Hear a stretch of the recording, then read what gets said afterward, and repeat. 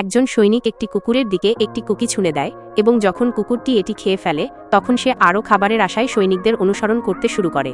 দুর্ভাগ্যবশত দুই সৈনিক কুকুরটিকে ভেতরে যেতে দেয় না, কারণ মনে হয় যে মাঠে প্রাণীদের প্রবেশের অনুমতি নেই। কিন্তু যখন কুকুরটি দুঃখী হয়ে সেখান থেকে চলে যায় তখন তার মাথায় একটি বুদ্ধি আসে। সে বেড়ার মধ্যে একটি ছোট ছিদ্র খুঁজে পায় এবং ভিতরে প্রবেশ করে।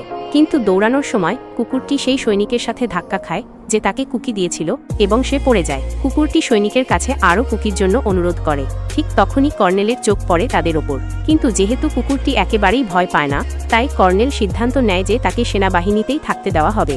একদিন তারা দেখে যে শত্রুরা একটি গোপন গ্যাস হামলার প্রস্তুতি নিচ্ছে।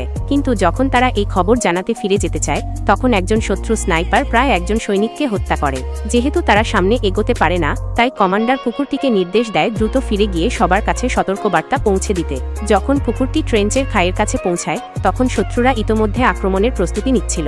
কুকুরটি দৌড়াতে শুরু করে 100 মাইল গতিতে পালিয়ে যায় এবং অবশেষে কর্নেলকে খুঁজে পায়। দেবদূত তাকে আক্রমণের বিষয়ে সতর্ক করে দেয়। পরবর্তী অংশ দেখতে লাইক ও সাবস্ক্রাইব করুন।